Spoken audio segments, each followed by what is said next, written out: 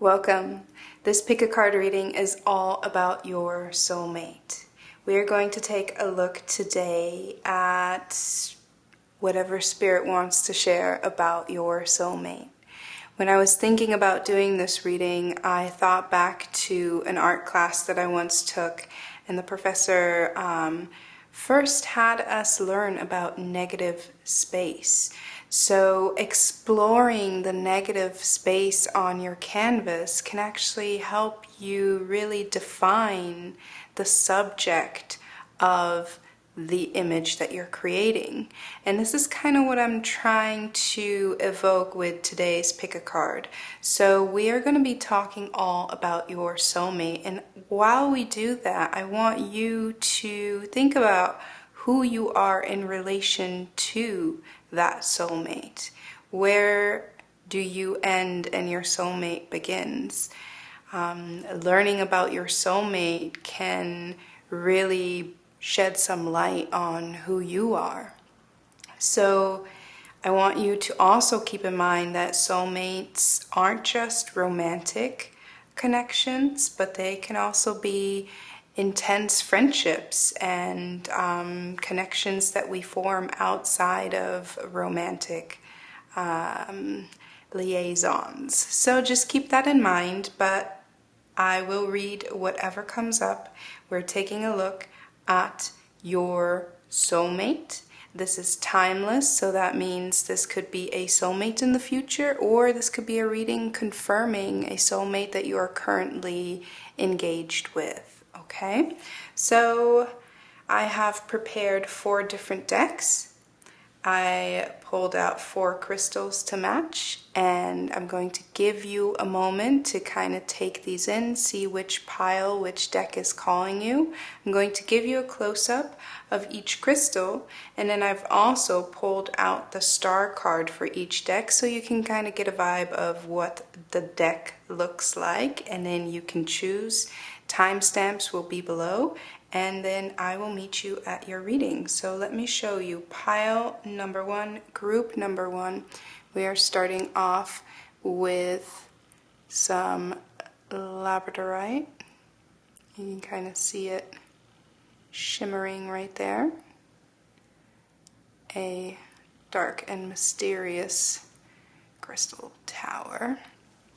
And then let me show you the star card for this deck. This deck features beautiful illustrations.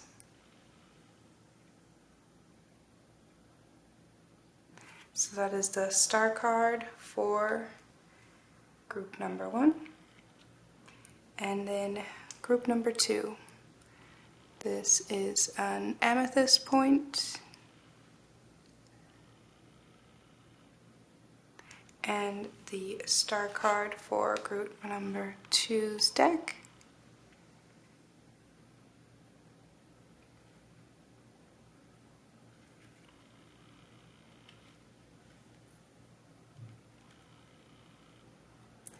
And then group number 3, we have green moonstone. Get you a real good close up here.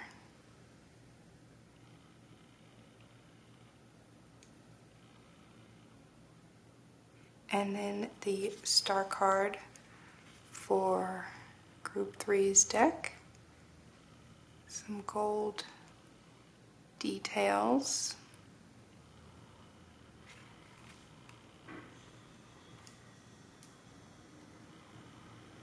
And then group number 4, we have some pink moonstone. And the star card for group number 4. Really, all 4 decks are beautiful illustrations, and all sort of romantic, so that's why I chose them. So take a moment and see which one of these 4 piles calls to you the most, and then I will see you at your reading.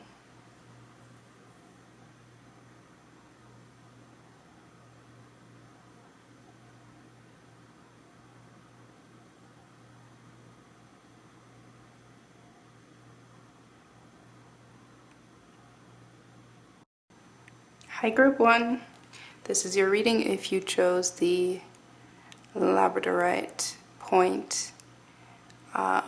This is a crystal that is very good for getting in touch with your intuition and getting in touch with spirit in general. I'm going to set this up here and we are going to jump right into it. So we're going to pull some tarot cards and then lots of oracle cards so we can hopefully get a good idea of what your soulmate is like, whether they are currently in your life or whether they are soon to join, hopefully. Let's take a look. So for Group 1, Spirit, tell us about Group 1's soulmate. Okay.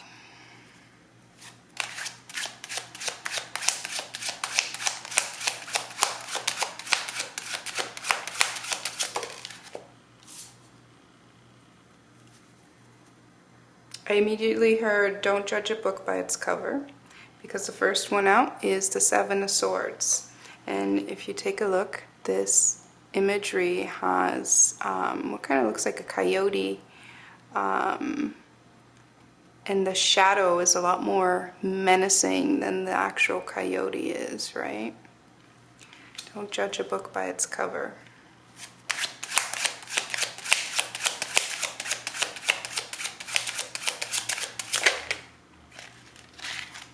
We have the Two of Coins. Immediately I'm getting a sense of your soulmate might be someone who is used to being a provider of a type, perhaps like an older sibling, somebody that has had to make things work. And the Star came out.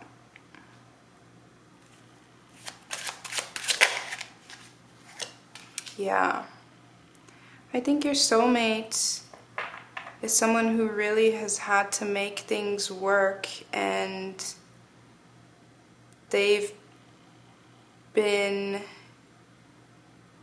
longing for a partner to support them, but not support them in a way to like take all the burdens on them, but to really like step in and have a partnership where you kind of, work together. I think your soulmate is somebody who's really perhaps sometimes misunderstood, and also I think that they have somewhat of a serious nature because of some hardships that they've had to go through. Like I think they've had to deal with responsibilities from an early age. And there's like a sense of innocence that was kind of like taken from them because they've really had to step up from an early age. So they might have some more serious energy to them. Yeah, I'm getting the strong sense that they had to mature pretty quickly and possibly like on their own. Like they didn't really, doesn't feel like they got a lot of nurturing when they really needed it. And so they kind of had to fend for themselves, and that's maybe why they have kind of like a tougher exterior, and yet internally they get kind of confused because possibly people, like I get the sense that people might criticize sometimes that they don't open up easily, and to them it's like, well, it's a little bit confusing because I feel like they've never really been given the opportunity to fully open up. So one thing that I do see is that there's some patience required in really getting to know them. We have the Queen of Cups that came out with the Two of Coins, and this Queen of Cups does really feel like very reluctant, the way she's covering her cup. Very reluctant. I think there's a lot of memories that they really hold on to.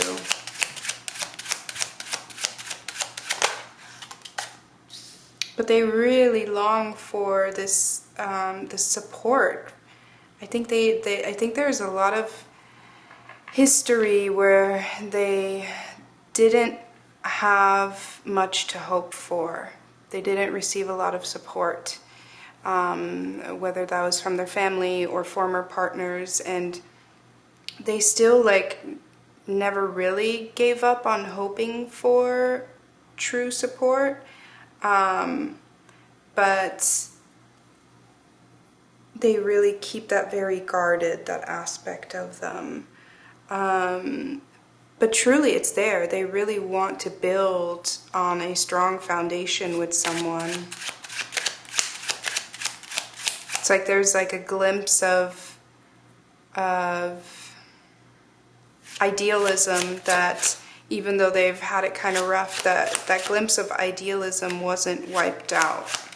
They just had to, but they had to protect it very fiercely.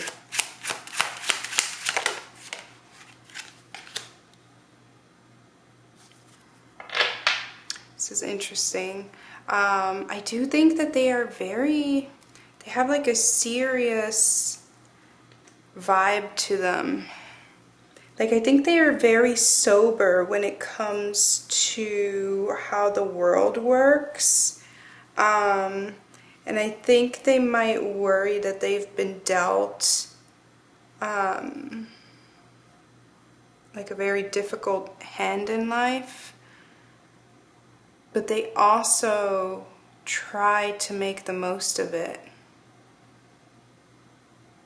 They try to, like, this is the kind of person, if you have a bad day, you come home and they will be like, they'll listen and they'll be like just as angry as you are at your boss. They will be just as like, that place sucks, like that happened, that is awful. Like they'll be just as invested, and yet they'll find a way to be like, but you know what, it happened, now we move on. Because they've had to deal with, I think, a lot in the past, so they're just like, there's no use in like really hanging on to it. So they really kind of like turn a new leaf, not necessarily quickly, but they do it well. I think they've had to deal with a lot of loss and a lot of disappointments, and so they're just kind of like, there's some hopes that they guard with their life, but other than that, if something doesn't work out, they're like, that sucks, but then they move on and they're like, it's okay, we'll figure out a next avenue, the next path. Like, very much like the universe closes one door, I'll find a window. And I think that will really calm you. We have the Temperance card at the bottom of the deck here. I think that will really kind of support you in a way that is very calming. Let's see, should we do dice? Let's pull some cards first. Okay, I'm gonna go ahead and pull some oracle cards. Let's check out these to get a better idea of like their psyche. I think that once you are able to make them feel secure, I think this will be like a mutual thing. You'll be able to mutually make one another feel secure, and then it's like it's locked in. Like, once they open up to you, it's like, this is it. I think they're very loyal, because that is really what they're hoping for, is real like loyalty and support.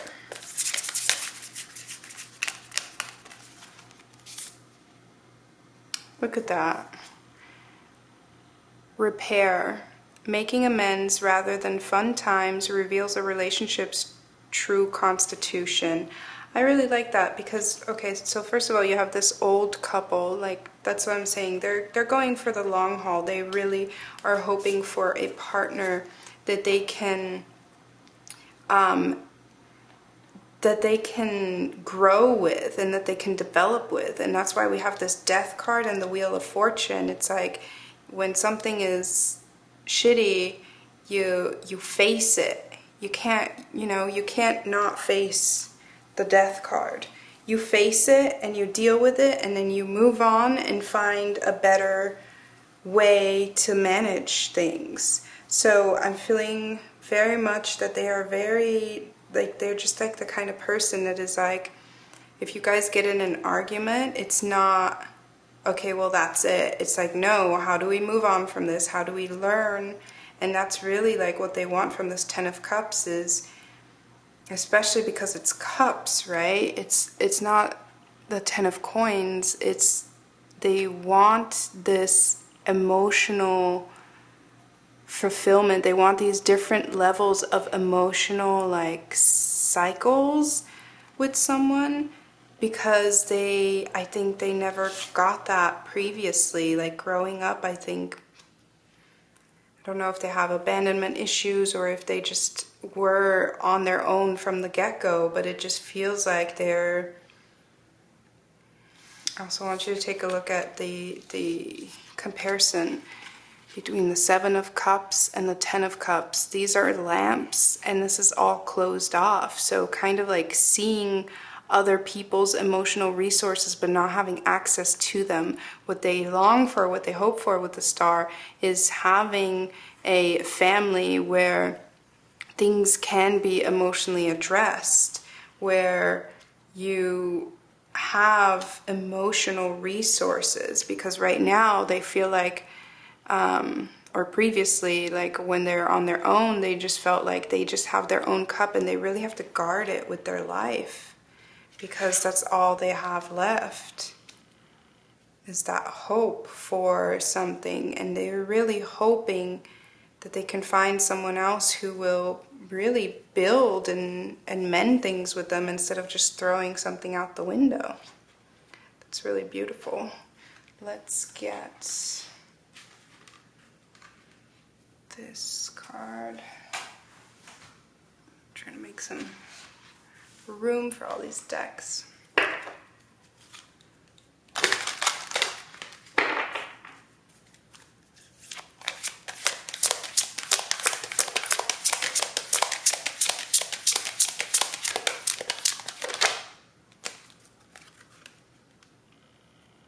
Embrace meditation. I think this is beautiful because this is very much the bottom deck energy here, Temperance. So I think that really speaks to the fact that they've had to endure like kind of like a hectic life in the past, and they've gotten to a point of acceptance when things don't go their way. And I think something that they might teach you is really, I'm getting this idea of like you coming home and being really emotionally in turmoil, and them really being able to calm you down. They're gonna feel like very solid and very, it just feels very much like a buffer. This person will feel like a buffer between you and the world, as harsh as it is. And they will like feel like a form of meditation to you, which is absolutely beautiful.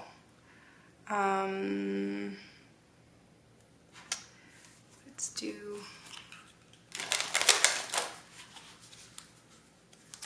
this deck.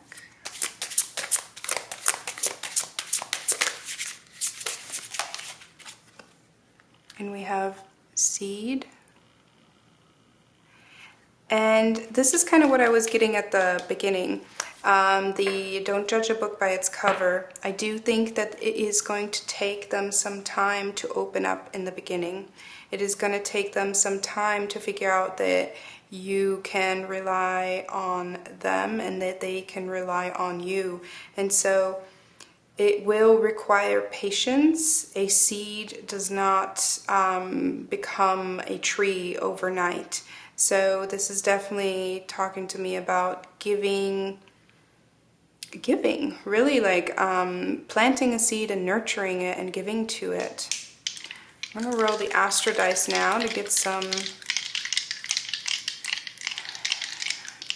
energies. This could be kind of like their energies that they carry, or it could be what you guys carry in your relationship. So we have Taurus. I love that. This is very much Taurus. Like I said, I was getting earth energy earlier. Very much giving very stable and loyal energy of like, I'm here and I'm here to protect you. If you get angry, I will get angry with you, but also like, let's not destroy everything around us because we're angry. This is very much, we have the 8th house and we have the South Node. The 8th house going very well with this Death card. The 8th house is all about really merging with one another, like really coming together to, it's like they want to come together with someone to create something that is like not possible for either one to create on their own.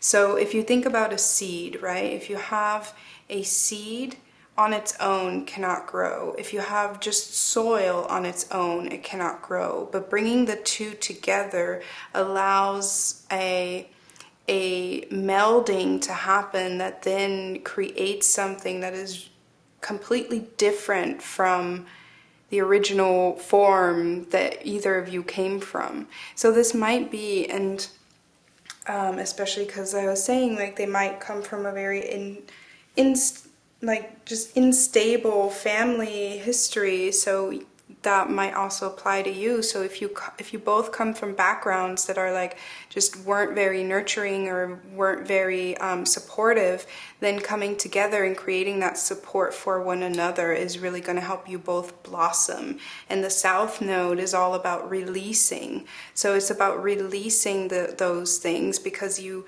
don't need to hold on to that. And that's where I'm telling you, where I think they're really going to help you to address whenever you're feeling negatively about something, and then to be able to move on with this Wheel of Fortune, to be able to, okay, we were angry about it. I'm looking at my camera and I'm seeing 333, just so you know.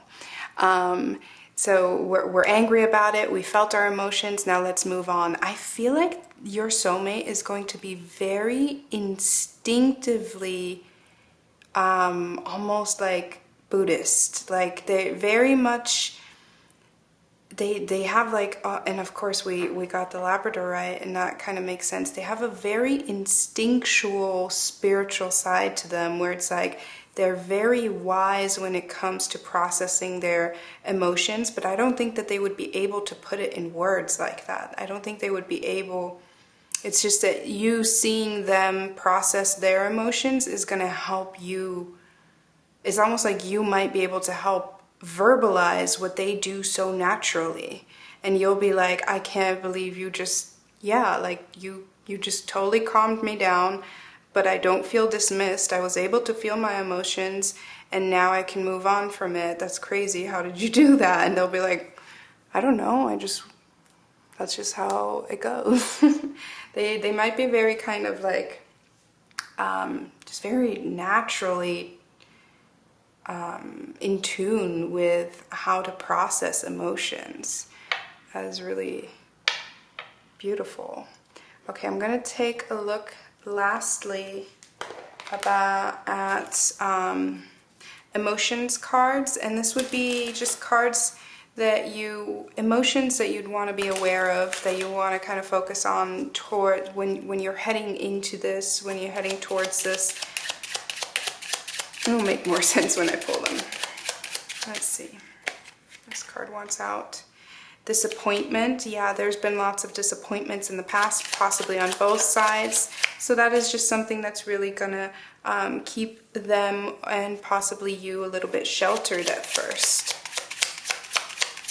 So that's something to overcome and calm. Look at that. And these cards, whenever I pull them, they come out like where I set them down always has a lot of meaning to them. So the fact that disappointment is on this side and calm is on this side, when we've been talking about like meditation and temperance, that is kind of where we're headed from. Like they might have been so used to disappointment that they just sort of came to expect it, but like I say, they always have held on to that little glimmer of hope.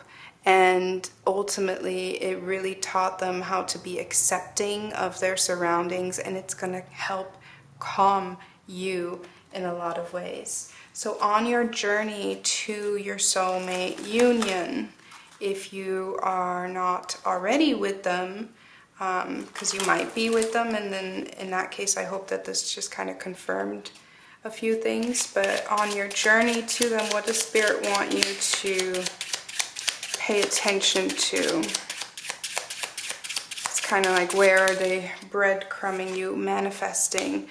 So I think in this regard, manifesting is really about you setting your intentions, and I think they are probably also manifesting you very strongly. Again, if you're not already in each other's lives, and if you are, just be aware that this is what they are manifesting, the Ten of Cups, and I would assume you are too. They this star card, this glimmer of hope, that is where their manifesting power lies. The seed, like, these are all themes of manifesting, of manifestation powers, of the cornerstones of manifesting are truly patience and belief, and really knowing that it's going to be worth it. And that's, I think, something that has always stuck with them. No matter how many disappointments they've dealt with growing up, they've always known, one day I'm going to find someone and it's going to be worth it, and we'll work things out. That is so beautiful. Okay, I'm going to leave it there, right at the 22 mark. I'm going to leave it there. I can't believe that I squeezed so much into just 22 minutes, because I feel like this is a beautifully detailed relationship that I'm seeing. And it's really this person, again, don't judge a book by its cover. I think it's really just going to take some patience, but it's going to be so worth it. They might be a little bit more on the serious side, but they're going to be so calming and so supportive, and it's going to really help you grow together. It's very beautiful. Okay, I hope that resonated. Let me know in the comments what you think, and thank you so much for spending some time with me. I hope I get to read for you again sometime. Take care. Hi Group 2, this is your reading if you chose the amethyst. And we're going to set that right up here and get right into it. This reading is all about your soulmate. So, again, this is timeless, so whether they are already in your life or whether they are about to enter your life, I hope that this just kind of confirms a little bit of who they are for you. And we're going to get right into it. So for Group 2, tell us about Group 2's soulmate.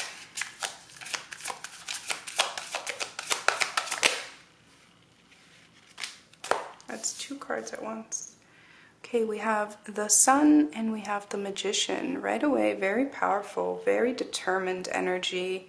Very much someone who energizes other people as well. Interesting. And then we have the Hermit.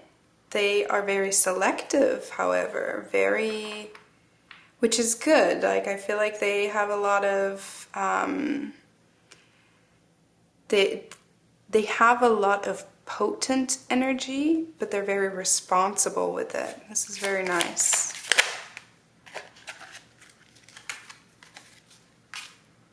And then we have the Three of Wands.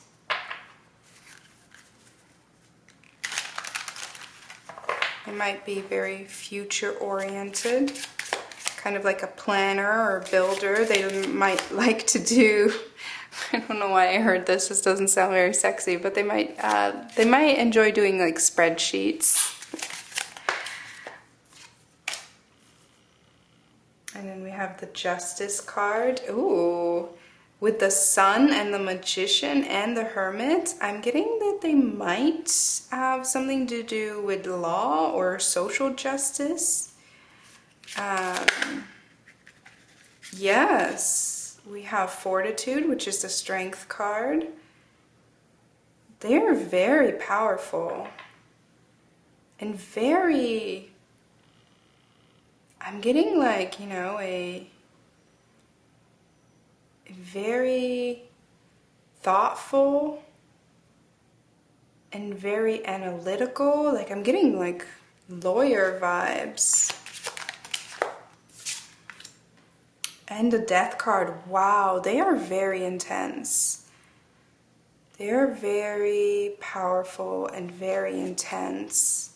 And I think when they study something, they really give it their all, and they might have, like, throughout their life, found themselves, like, obsessed with one topic until they've consumed, like, every aspect of it, and then they find a new topic.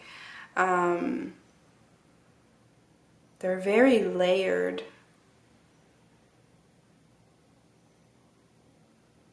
I'm also getting that they might, and this is, take it as it applies, but they might be very athletic, especially, I mean, with the Sun and the Strength card and the Magician.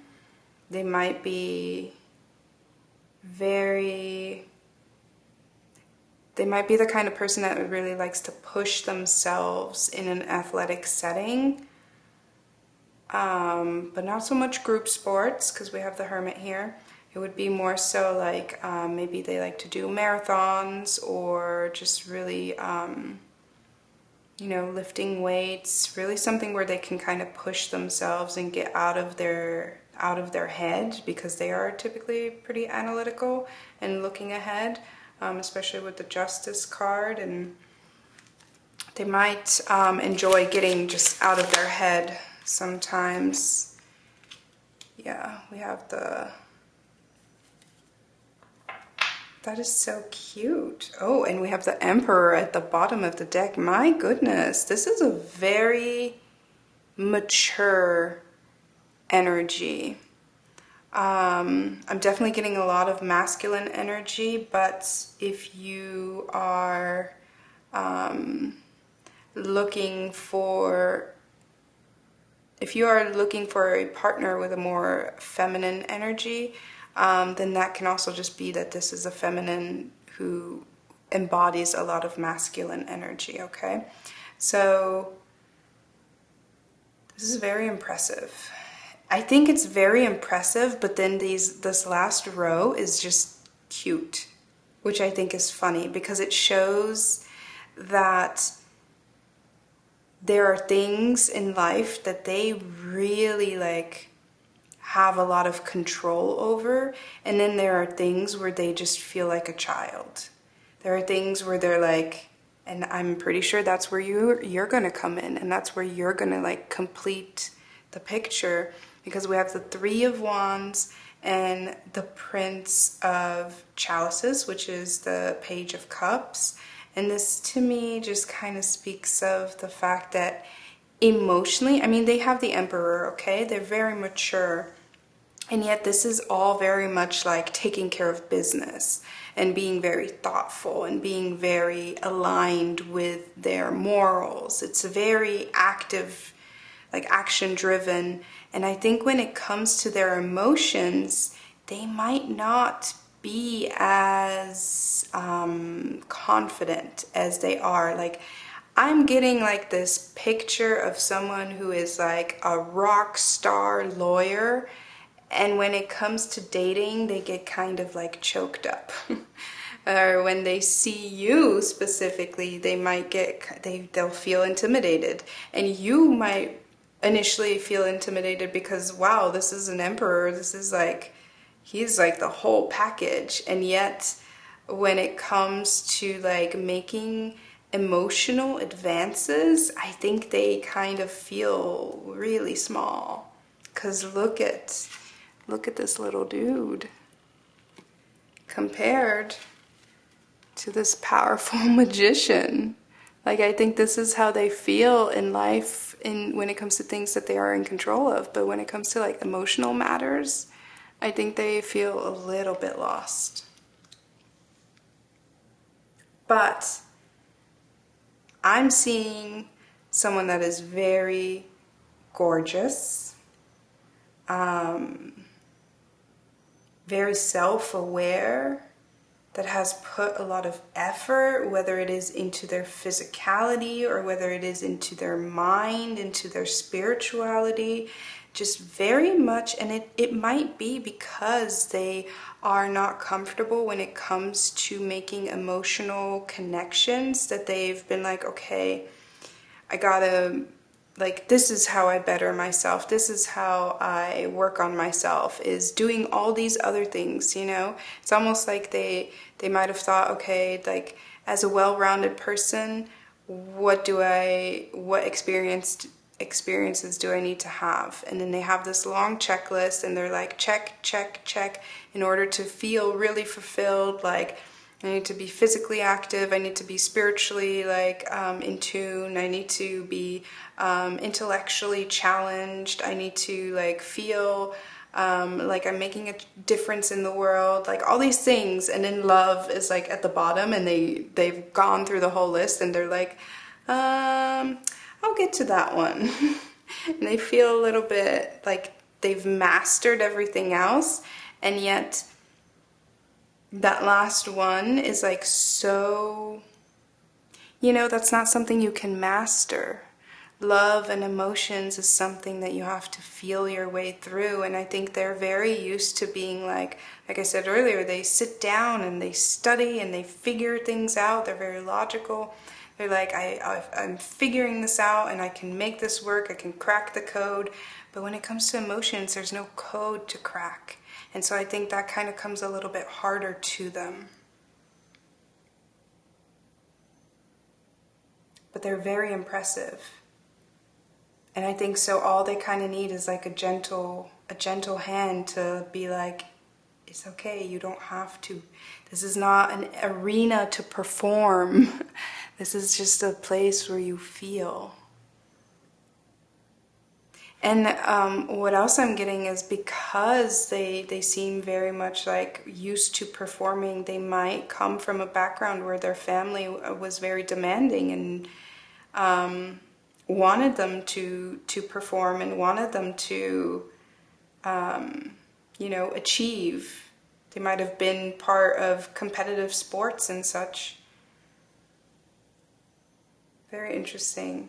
They definitely have achieved a lot, and yet they don't feel very accomplished, because it feels like there's like this very vital aspect where they just feel kind of like perhaps even like a late bloomer of some type.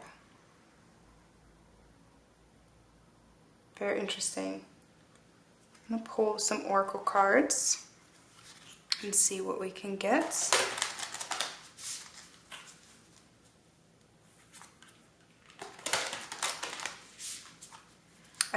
I am feeling with this Hermit and this Death card that there's just a lot of emotions that they have a hard time kind of expressing. They deal with emotions on their own. They've had to be very strong. Again, they either work in a very competitive environment, or they were raised in a very competitive household. But I think they've had to deal with a lot of things very much on their own. and it kind of left them in a place like unable to know how to like reach out or open up. This one. Spirit self, be who you are as you are. This is interesting because we have this this very physical energy, and then the fact that the Hermit came out, which is what I was saying that I think is so impressive, is that they seem to be very like physically masterful, but also spiritually aware. And so I think throughout their life they might have had this transition of being very focused on their physicality or on the things again that they can master, that they're good at, and they've might have gotten to a point in life where when they're alone they notice that they're not fulfilled by these things, and those things don't make them feel accomplished, and so they're really seeking out a soulmate who will accept them as they are without having to perform or master anything.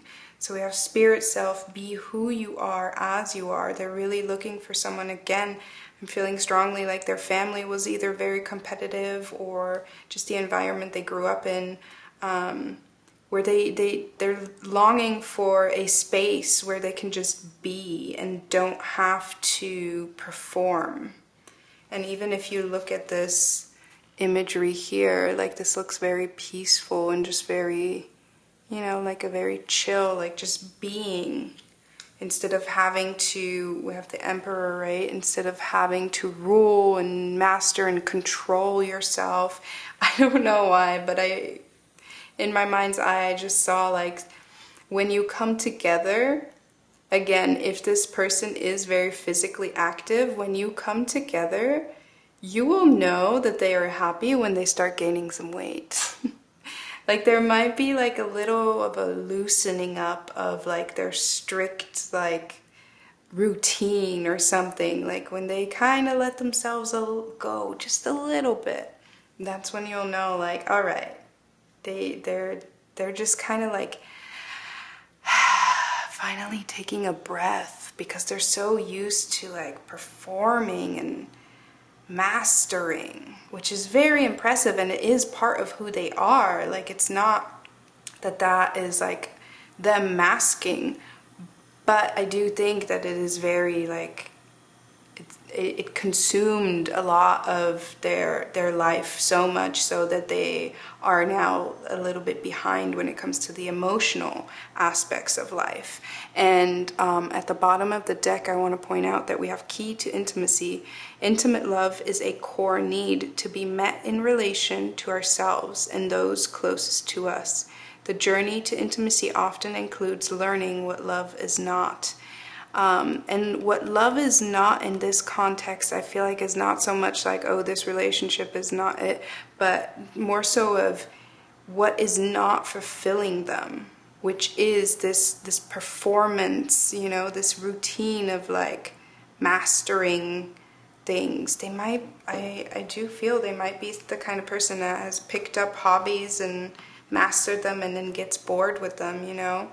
So the challenge for them is to flow into a lifestyle where they are supported and loved by their soulmate without the expectation of performing and outdoing their performance, and just really, like I said, like just being who they are without proving anything.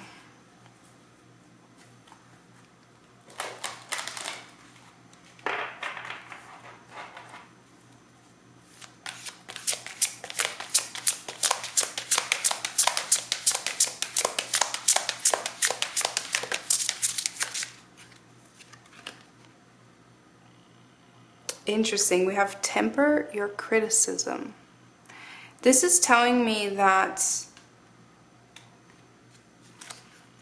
Again, I do believe that they are very much used to being in a very competitive environment. So, I want to tell you that this temper your criticism is an indication that they might sometimes say things to you that sound like criticism, because they are just used to performing so much. And I think, if you are their soulmate and you're coming in to kind of fit into more of this aspect of like the emotional flow, I think you teach them a lot about relaxing, but that might take some effort on their end, and that sounds kind of ridiculous, that it takes effort to relax and to just breathe and just be. But so I could see it happening that there in the beginning, when you're getting to know each other, getting used to each other, that there might be some moments of them being like, well, why don't you do this? Like they might try, like I said earlier with like the spreadsheets, they might try to optimize your lifestyle in some sense. They might try to maximize your time or your health or things like that. And that can be taken as criticism. And so the thing is that I feel strongly that I'm supposed to kind of guide you and tell you in this moment that it's not necessarily criticism. It's just when they see an efficient solution to something, they're gonna share it, and that comes more of them like wanting to share the information that they have because they figured out something, more so than being like, why aren't you doing it this way? You know what I mean? Like it's not so much a criticism of you as it is them trying to solve whatever is put in front of them because they're so used to solving and figuring things out. So temper your criticism in this case really is asking you for some patience on that end, and especially because, and also, letting them know like, hey, you don't need to fix this. I'm happy with the way things are.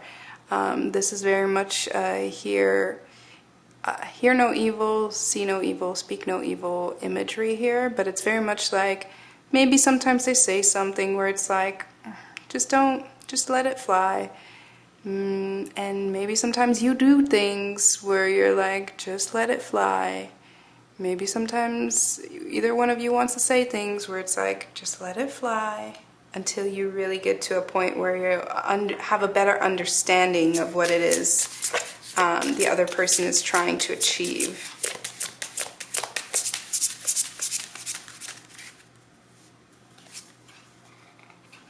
And we have ritual, which speaks very much to like the fact that they like to either compete or like do things in a repetitive manner, like getting just very like structure is important to them. Inclusions, this card also wanted to come out. Inclusions feels like they might be the kind of person that does want to include you in their routine, their structures. But I'm also strongly getting here that at the same token, you need to include them in your routines, which I'm getting just a natural sense of they might be more of a natural flow, So kind of like sharing each other's ways of doing things, I think is really going to help you guys. And also really, I'm seeing like creating new rituals with each other. It's like you're really going to take bits and pieces of knowledge and inspiration from one another and take it back to your own separate rituals. Like I do feel that you're going to help them like be more at peace in like the present moment, and they'll be able to take that into their form of operation and really kind of slow down what they're doing. And you'll take inspiration from their enthusiasm and take that into what you're doing to kind of speed up.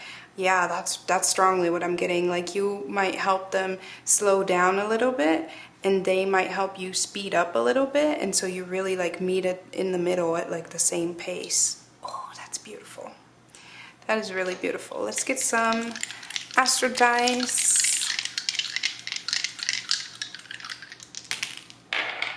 Yes, yes, absolutely. We have Libra, balance, exactly what I was just saying. Like, one's going to slow down, the other one's going to speed up. You'll meet in the middle, you'll create some balance. And we have the 10th house, which is the highest point in your chart, which is your career, your reputation, but it can also be your family life. So really bringing balance, and especially this, I'm telling you, this person feels very career driven to me, but I don't think that they're career driven because they're truly, like, that drive doesn't come from deep inside. That drive comes from being used to, like, this is what I'm good at, so I'm doing it, right? And then we have Uranus, which I think is going to be bringing a change and more balance into like work life. So you're really going to help them slow down. You're really going to help them bring more. Oh, we also had at the bottom of the deck over here, you're going to help them bring more sweetness into their daily routine, because right now I think it's just like, I think they're doing good things, big things, but they're just like putting their all into it. And I think you are the kind of person that helps them kind of like also take care of themselves so that they can do their job better, you know? So I'm going to take a look now at emotion cards, and this is really going to talk about like kind of what to be aware of when it comes to the soulmate connection.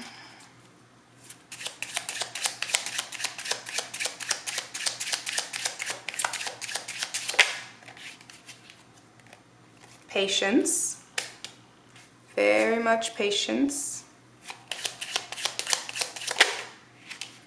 And neglect. Interesting. Okay, so I think patience and neglect in this instance speaks about when you are first coming together, and remember, they're working at a higher speed, you're working at a slower speed, metaphorically speaking, okay? I think it's going to take some patience until you finally like figure that out and meet in the middle, but it might feel like neglect because they're working at a faster pace. It might feel like to you that they're not as invested, but I'm really strongly feeling like they're just not as confident and secure in this arena. In this arena where I think you're going to teach them a lot about that.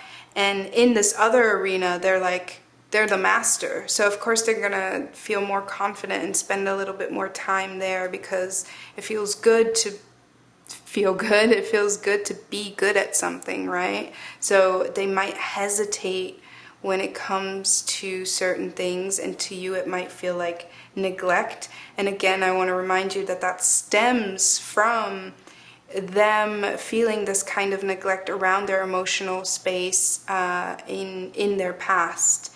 You know, this is kind of stunted, sounds kind of harsh, but this is kind of like stunted in a sense, because they focus so much on growth in the external and in 10th house arena, right?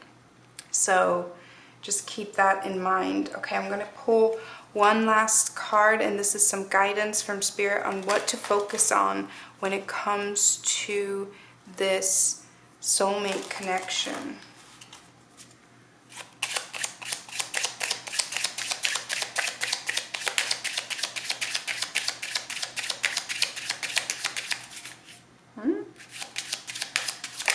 Oh, okay, let's crafting Interesting. So crafting in this sense, I think, is very much about crafting your own. And we have sounds, clairaudience, crafting your own thing that feels good. I'm hearing like carving out, I'm hearing carving out time. So what to focus on is carving out time. I think spending time together physically will really kind of get you on the same speed, right? Carving out time and really honing that balance. And in sounds, clairaudience is very much talking about when you hear certain things and when you get like a little push. Very much it could be that songs and music could be very important for this soulmate connection. But when you hear something and oh, you know what I'm getting right now is that, especially because they seem like a very busy person. I'm getting such a specific image right now, but I'm getting this image of them being very busy, so you might be spending a lot of time talking on the phone instead of spending actual time together. And that's why I was saying it's going to be important to carve out time to spend together, because that will make it easier for you to bring your speeds to the same level.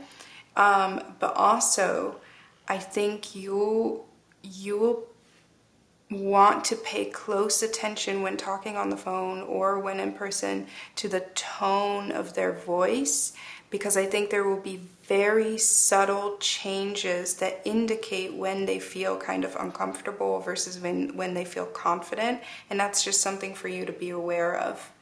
I think you'll really hone that skill of paying attention to where they're at mentally by the sound of their voice. Very particular, but that's what I got for you, and that's where I'm going to leave it. I hope that this confirmed some things, and I'm so grateful to have you spend some time with me. I hope I get to read for you again sometime. Until then, take care. Hi Pile 3, Group 3. This is your reading if you chose the moonstone, the green moonstone. Just had to double check, make sure this was pile 3. Okay, so we are going to get right into it. So this reading is all about your soulmate. We're going to pull some tarot cards, and then we're going to pull plenty of oracle cards. So let's get into it. For group 3, tell us about their soulmates. Whoa.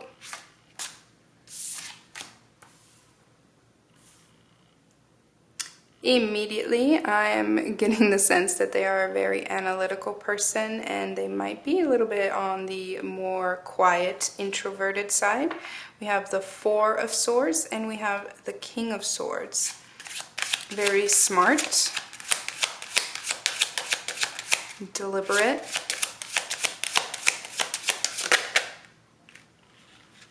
Yeah, they might have a difficult time making decisions at times. When they finally do, they're very decisive because they've spent a lot of time figuring it out.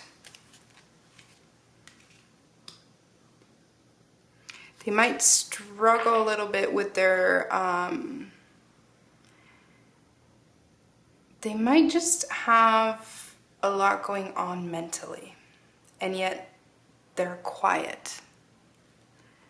Like there could be a lot of differing things that they try to figure out the solution to on their own.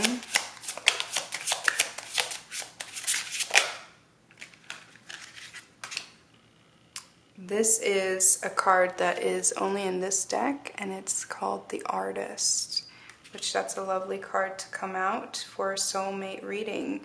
So even though they are quiet, it's kind of like, you know, still waters run deep. Even though they are quiet, that doesn't mean that they don't have opinions, that they don't have hopes and dreams and wishes. There's just a lot going on under the surface. We have the Eight of Cups. I'm getting a sense that they might struggle with their self-worth at times. They might not feel good enough. Yep. They do feel somewhat indecisive at times, like they want to do one thing, they want to do another, and that kind of keeps them stuck.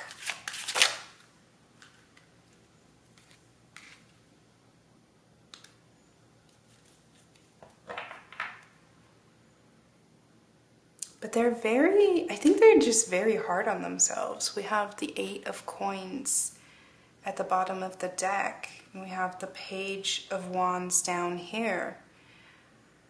I don't really think that they need to be that hard on themselves. They do seem like they're very well put together. It's just that they kind of stand in their own way sometimes. But they're very inspired, and they might have some, definitely lots of air energy, but they also might have some Pisces energy that kind of, especially because of the artist, that kind of like leads them astray. They might be a little bit of a dreamer, and I'm strongly getting that they think they're a dreamer and they can't really make up their mind, and yet they're very decisive. You know how we're sometimes our own worst critics? I think they are very much like, I can never decide on things. And then you ask them something and they immediately made a decision because they already thought about it like for the past 3 days. So it's like, what? You're not even that indecisive. They think about things a lot. You know, we have the Seven of Wands here, and then we have the Page of Wands here. And this story that I'm feeling here is like someone checking out every wand to find the best one. This is definitely the kind of person that like reads reviews before they buy something on Amazon. Something like that. They're very deliberate, again, with where they put their energy and where they put their time, where they put their resources. And for some reason, they think that this is negative. I think they're just kind of hard on themselves. And it might be that they've had to deal with a lot of impatient people in the past.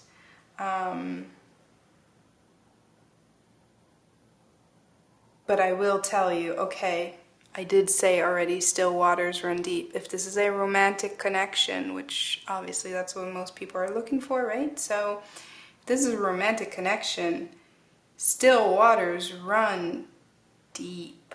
And this person is eager to please, and they are very skilled, if you catch my drift.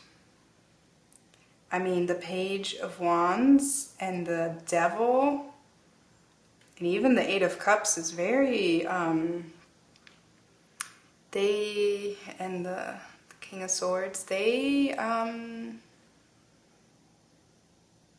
very passionate when you get them to open up.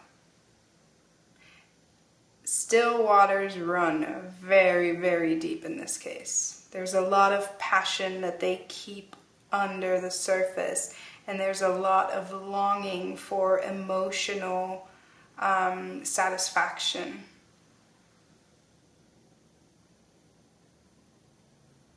It's so interesting because I can sense that they're so hard on themselves, and yet and with this Eight of Coins, I'm getting this image of someone working, I mean, because of this imagery, right? I'm getting this image of someone working in a field and only being focused on what they're doing right in front of them. And it's like they're, I don't know, just doing field work, right? They're like, let's say they're getting out weeds and they're only looking at the road that they still have ahead of them, that they don't look back and they don't recognize how much work they've already done and how much they've accomplished.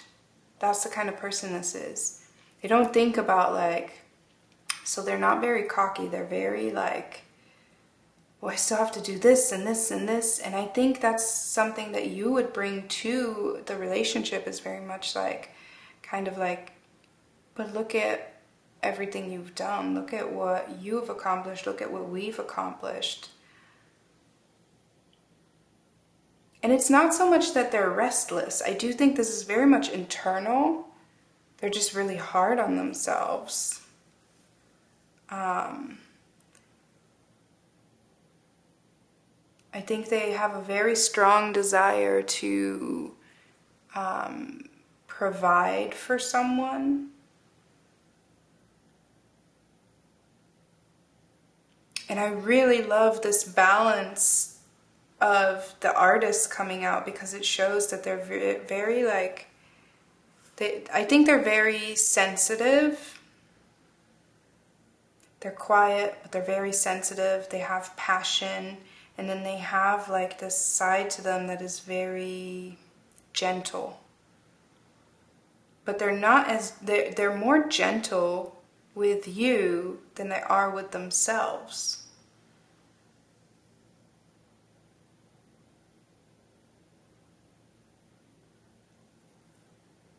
It's very interesting. Okay, I'm going to pull some oracle cards and see what else we can get on them.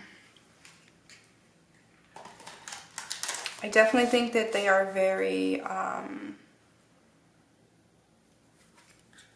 hearing smart, possibly educated. I think they may have tried a few things in the past that didn't quite work out. Like they might have had businesses, they might have had certain careers where they're like, no, this isn't it. They tried it though. And so I think they're kind of hard on themselves in that sense of like, it didn't work out, when it's like, to everyone else, it's just, that's impressive. You did this, you had that, you tried that. Like it's a lot more impressive to other people than it is to them, because they're just kind of annoyed that that didn't fulfill them in the way that they had hoped. Emptied. The ending and beginning lie at either side of the same door. This is interesting because this is kind of the sense that I'm getting inside with this Eight of Cups, that there's this sense of like a fulfillment that they can't find, which is why they try out lots of different things, and they're hard. Okay. I don't want to say that they are hard to please, but that is kind of like the sense that I get. But it's like they're not hard to please, they're hard to be satisfied with themselves. We have at the bottom of the deck, we have sharing. There is giving and receiving and giving.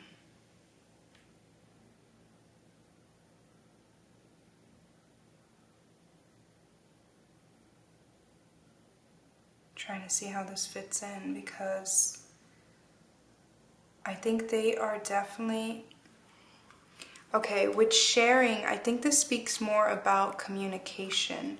And in your soulmate connection, this is really about opening up to one another on a communication level. And they might be the kind of person that wants to provide, that wants to like make sure you are happy at all times. And so they might hold back certain emotional concerns that they have. And I think in your soulmate connection, it's going to be about really finding a way to share what is on the inside emptied, right? The ending and beginning lie at either side of the same door. You know what? This is not going to be for everyone, and it's not going to excite anyone, but I do feel like there might be a situation where this could be the kind of relationship where you start to get to know each other and then things don't work out, and then you come together. Like, it's almost kind of like whether you break up or you try to end things, that then kind of lights a fire in them to really open up.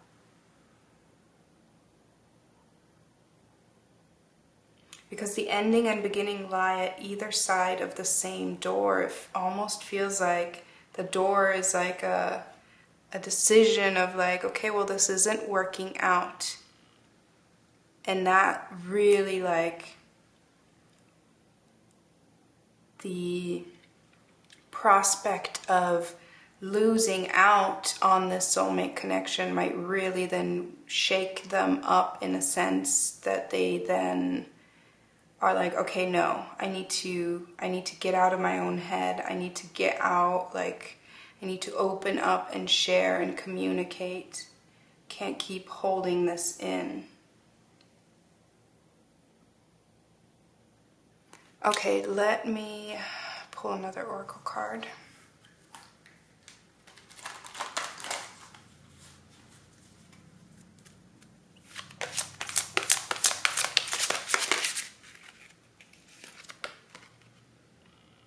Learn from karma.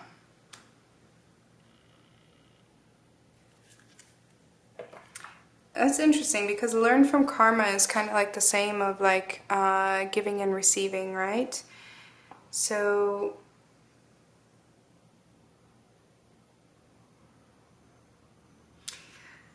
we have relieve anxiety at the bottom of the deck. Okay, not my favorite topic right now, but this really kind of goes back to them opening up once they are faced with loss. Whether that is losing you, that could have been losing someone else and them realizing they need to make a change going forward. Any kind of situation like that. There is some kind of loss that triggers an opening. That is when, and that's also why we have the devil here, because then there is like this, right? We go from the 2 of Wands to the 7 of Wands, and then the Page of Wands, being able to, like, you know, okay, now I'm finally making a decision. Like, I don't know, this way, that way. And being like, okay, I have too many options, like I need to figure it out. And then finally, but still it's the Page, it's not the King, it's the Page of Wands, right? So they're not very comfortable, but they will be pushed.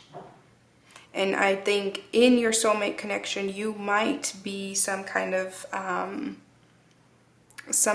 catalyst to push them to finally be like, okay, I'm making a decision, because otherwise I'm losing.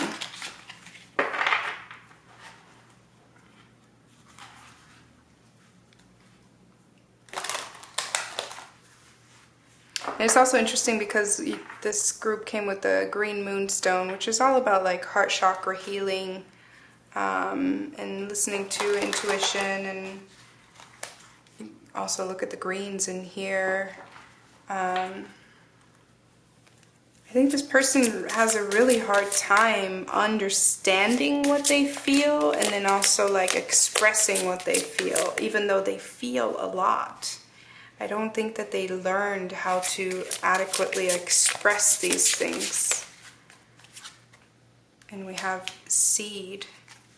Yeah, because this seed is very much like buried deep down. Oh, you know, oh, okay, sorry. You know what I'm getting with this is A while back ago, I got some seeds to plant, and I set them up on my windowsill, and one of the packages was seeds of little, like, tiny sunflowers, and the other were seeds of lavender. The seeds for the sunflowers, you had to push them down a little bit into the soil. The seeds for the lavender stayed pretty much on top of the soil. And the turnaround time for germination, meaning them like sprouting out, was supposed to be the same. And so what happened is that the sunflowers started growing, even though they were deeper in the soil, right? They started popping up first.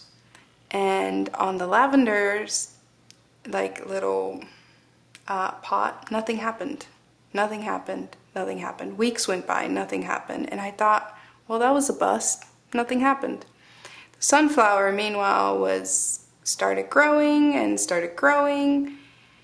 And then one day there was a really hot day. I don't know, probably a hot weekend because it takes more than just one day. But the sun was beating down on the poor little baby sunflowers and it just killed them. I saw the next day, those are dead. And I was like, oh, now that's a bust.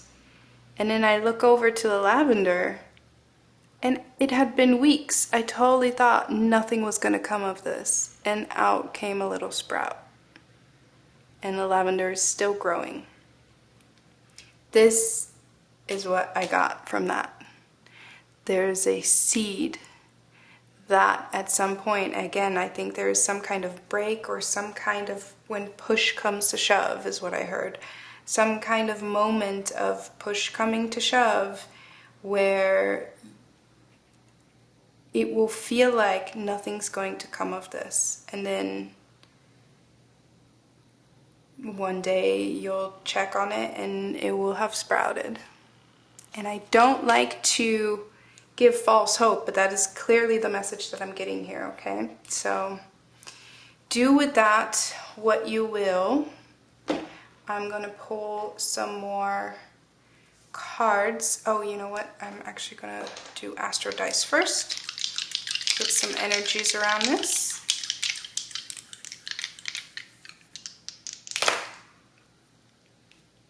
We have the 5th house, and we have Venus, and we have Sagittarius. I mean, please, going back to Still Waters Run Deep, this is definitely a fun time. The 5th house is the house of sex, but also the house of creation. Definitely the house of the artist. I think they are very skilled at what they do, which might be why it's so confusing to you that they can't open up when it comes to communication. Because when you guys are like at it, it seems like all doors are open. You know, physically, I think all doors are open. They just have mentally, their brain, that door is just really hard for them to open. But there will be a lot of exploring and expansion when it comes to physical intimacy. And a lot of creativity. A lot of enjoyment around that. And you really are going to expand each other's views on creativity, I think. Okay, now we're going to pull some emotions cards on what to be aware of in this soul connection. Apprehension. Apprehension is definitely this apprehension that they feel in opening up mentally. Apprehension and worried, of course. They are so worried. They are so in their head. Confusion at the bottom of the deck. They are extremely in their head. And I want you to know right now that that is not your fault and has nothing to do with you. That is on them. That is on them to figure out. So also do not wait around. Yes, be patient, but do not wait around. Do not let them, you know, just not express themselves forever. You need to be sure in your boundaries, because I think that is what's going to push them to action. That's why we have the wands over here. And then lastly, we're going to pull a card on what Spirit wants you to focus on in this soul connection. And this is kind of like a little bit of your cheat code for this soul connection of how to get guidance from Spirit. We have divination, which would be tarot. So you might want to pay attention to communication you receive through tarot. Please don't get hooked, don't get addicted. That's not healthy. In what you might want to do instead of consuming tarot readings is trying to explore tarot on your own and explore your communication with Spirit. But it really, in terms of divination, this can also mean just picking up on clues, picking up on signs that you notice throughout this soul connection. Okay, just bringing awareness to little clues, paying attention to numbers, things like that, you know? Just keeping your eyes peeled. Okay? I'm going to leave it at that. I hope that this helped you. I do want to reiterate, I don't think that this person is intentionally holding back. I think that they struggle with expressing what is going on in their mind.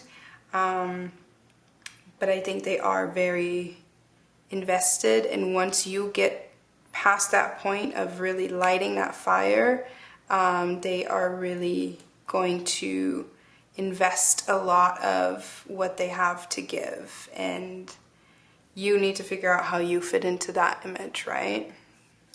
Okay, I'm going to leave it there. Thank you so much for spending some time with me, and I hope that this resonated. Let me know in the comments, and I hope to read for you again sometime. Take care.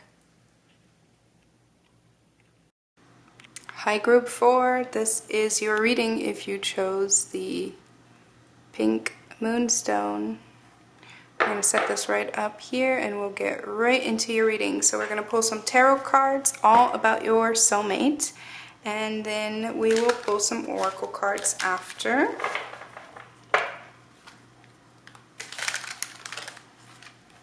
And please remember, this is a timeless reading, so it could be someone you've already met, it could be someone coming towards you. You will need to be able to use your intuition to know. All right, 4 of Wands. I mean, that's, what more can you want to have that as your first card for your soulmate? Okay, so your soulmate, I think, is very much like the romantic type. They want like kind of like a picture book connection. They're very, we have the Strength card come out. They're very stable and loyal. Oh my goodness, and the 2 of Cups. Wow.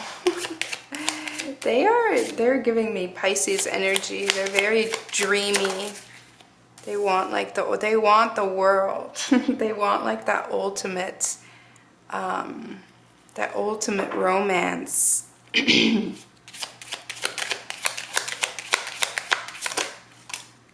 is very cute. They are like down. They're like down to do it all. And I have like the most ridiculous smile on my face right now too. Like they're just very sweet. We got the Queen of Swords. They're very decisive. Like once they know it's you, then it's like, oh, it's you.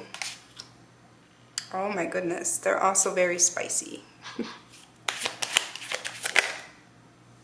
And we have 2 cards wanting to come out at the end. Interesting. We have the Empress, and then we have the 9 of Wands, and I think the 9 of Wands kind of wanted to sneak out. We have the Queen of Cups. My goodness, they're very like emotionally ready. But I think the 9 of Wands wanted to come out here at the end because I think they very much want a certain emotionally fulfilling relationship, and I think they've been searching for it and haven't quite found it, right? If this person is already in your life, if you guys are already in union, then I think that this Nine of Wands is representative of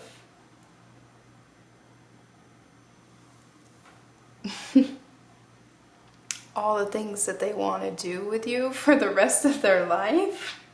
That is very... Wow. I'm sorry. I shouldn't be laughing, but I think they're a little bit corny. And you might find them a little bit corny sometimes, you know? They just seem very like... They want that. They know what they want. They're very decisive. And they are just like, I have my eyes on you. And I don't even know what else to say. They just want it. And the fact that we have the World card with the Empress. Okay, let me try, and this is interesting because the other readings were very much like about them. This reading is supposed to be all about your soulmate, right? And I'm seeing a lot about you. I'm seeing like a lot of focus on like, I'm looking forward, or I'm so excited about us. But let me change the focus and bring it back to them. When I look at just them, I think that they... My goodness. Excuse me.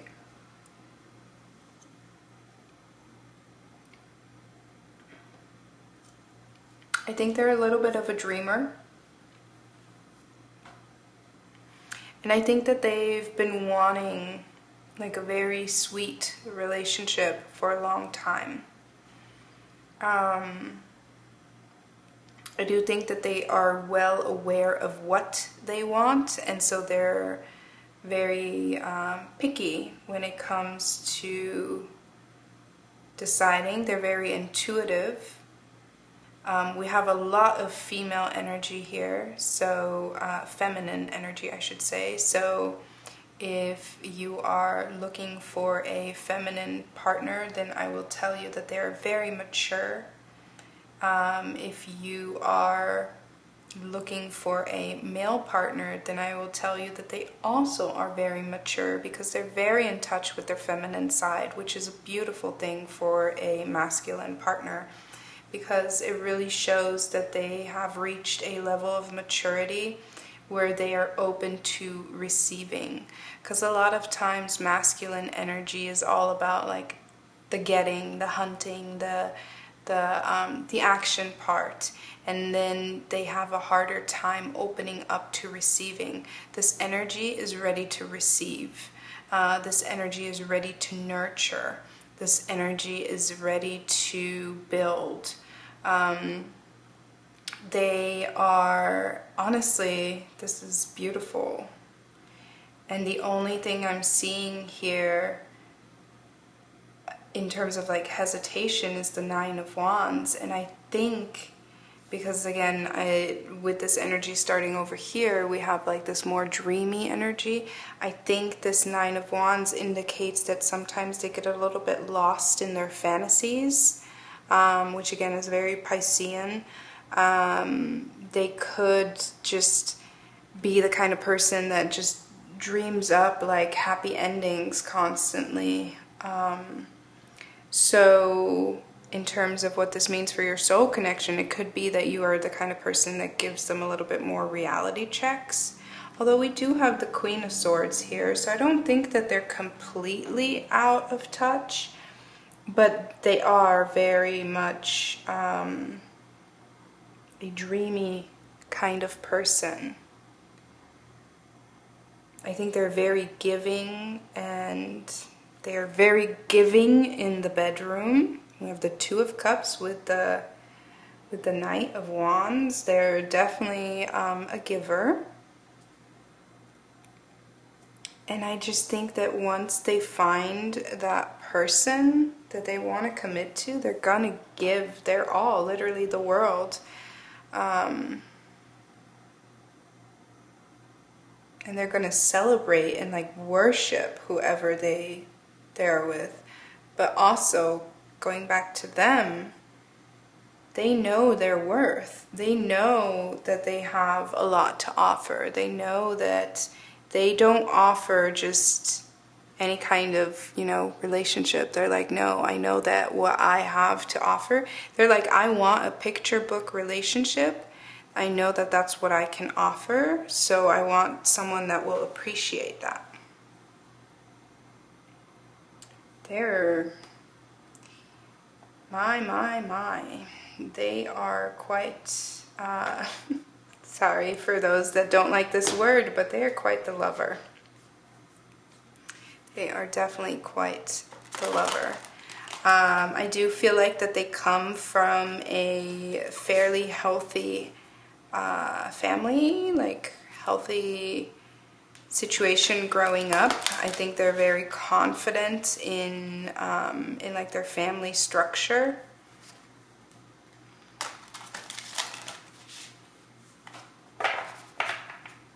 They might have grown up a little bit sheltered, like sheltered in the sense of they might not be aware of some things other people had to go through.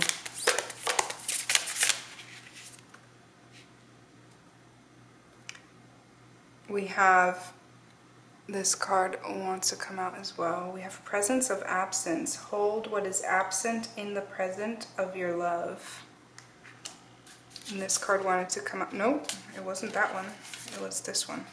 Sharing. There is giving in receiving and receiving and giving. This is very strongly the energy that I'm getting from this reading, which is very much they're very ready to give.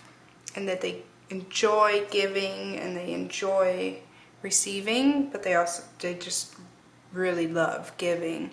But presence of absence.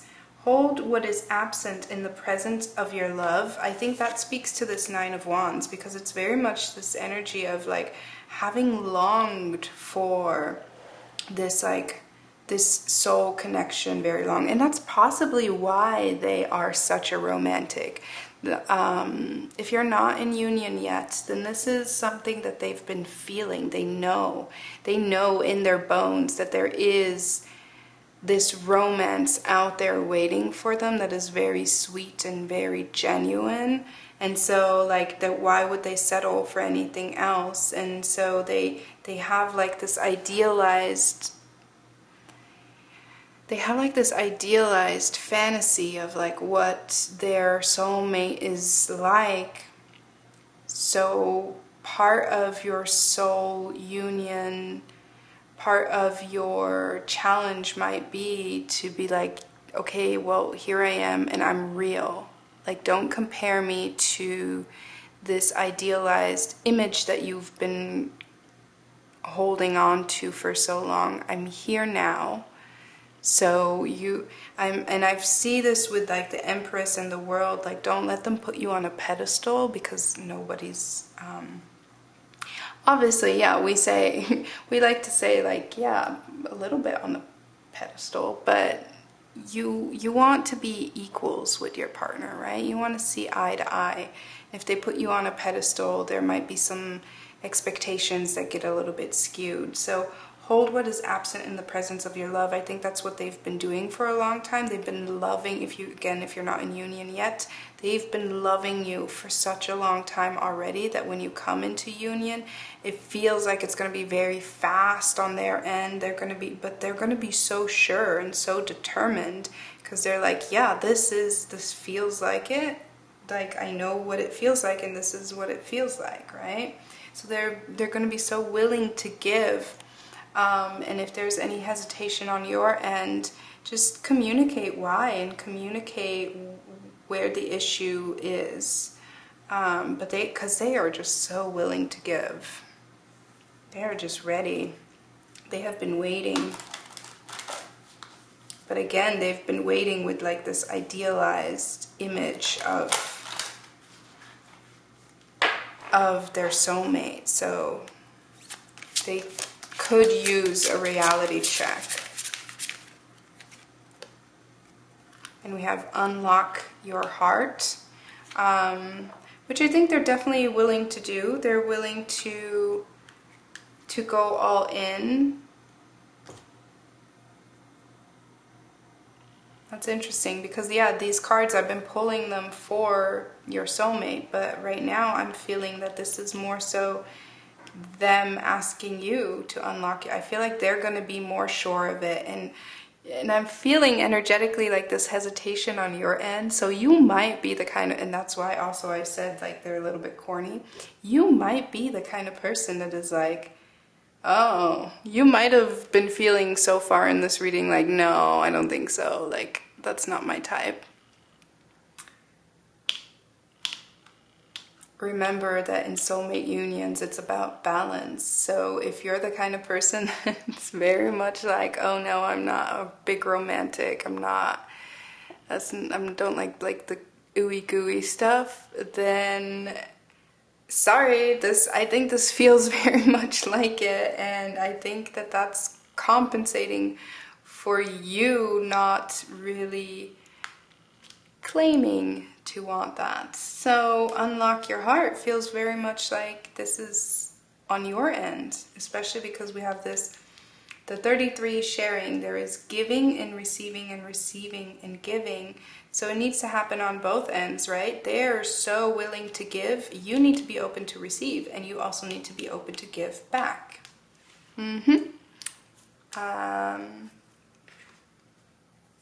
Just a little push. I think that there is a union for you that is really going to be sweet and intuitive and ready. And I think you might, when it comes knocking, I think you might have a harder time being open to it than you might expect.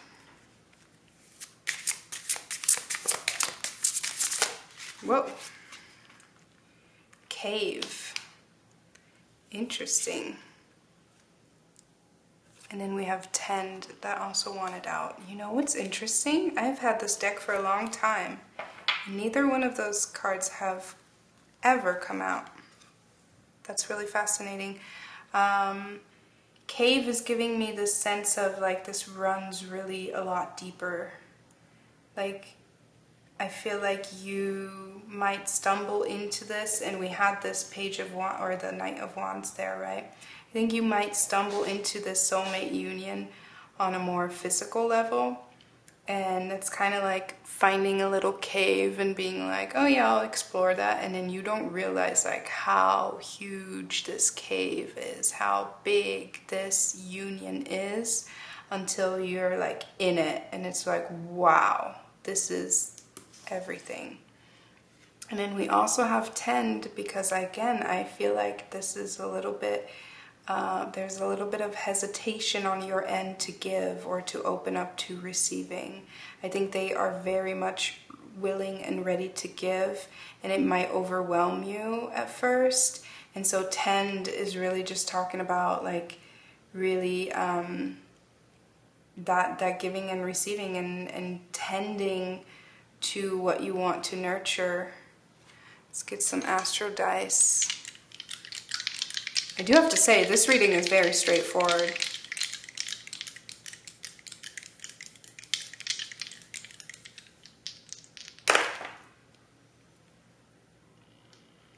We have the 9th house, we have Virgo, and we have Venus. I love this.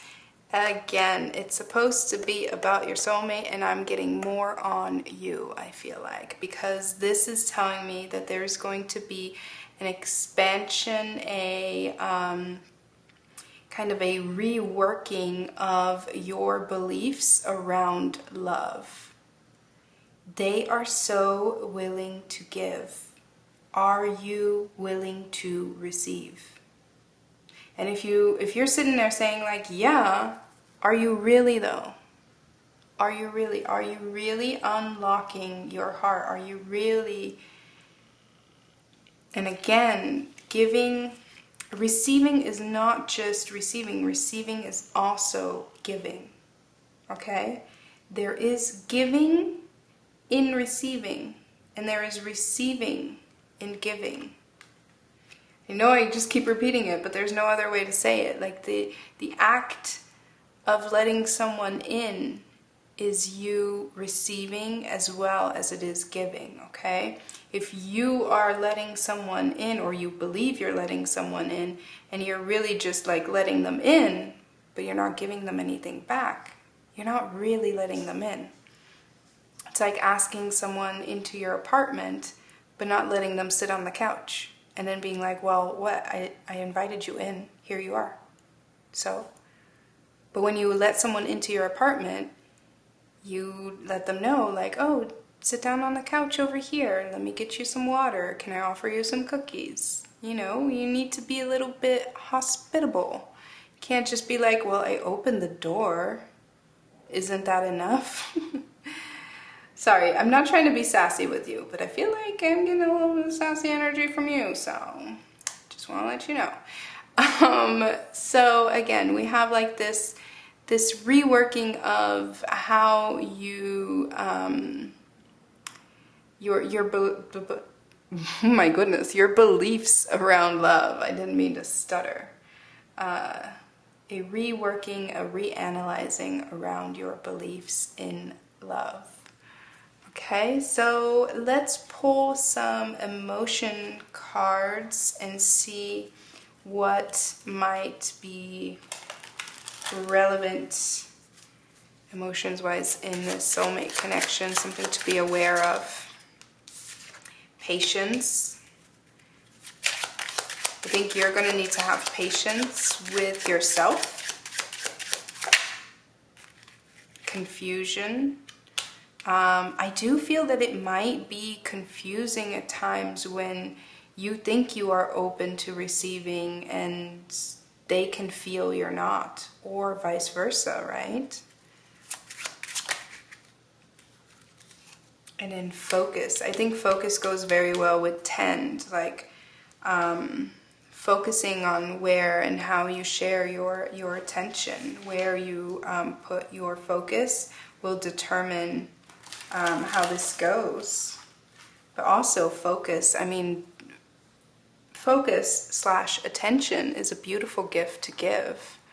Giving someone your full attention. The other storyline I'm getting right now is if this is someone, especially if this starts out physical, if this is someone that is really so willing to give, and you might be in a phase where you're still like physically exploring other options, it might be that you feel more drawn somewhere else when this person is like willing to treat you like their empress, and sometimes that can scare us, and sometimes that can give us a sense of boredom because it's like, well, I don't have to fight for it anymore, so we tend to go somewhere else where we can chase more. So this is really saying like, no, focus on what it is you're really looking for, not where you feel like you're having just fun, you know? Okay, lastly, I'm going to pull one card for what Spirit wants you to pay attention to be getting like some kind of hints or breadcrumbs from them. It's this card, Sight, Clairvoyance.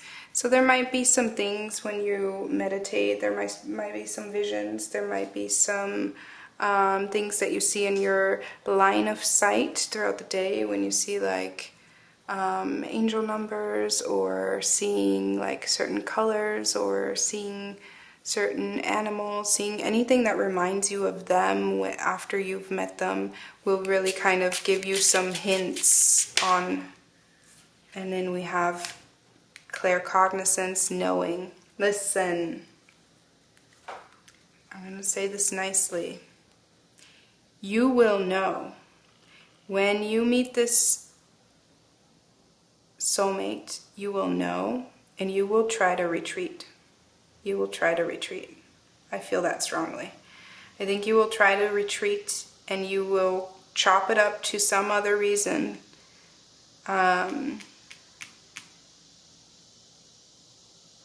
This is going to change how you view love. Okay? I'm going to leave it there. I think the rest needs to make sense to you, and I think it will. You'll know. I'm going to leave it there. I hope it resonated. Let me know in the comments what you think. Thank you for spending some time with me, and I hope I get to read for you again sometime soon.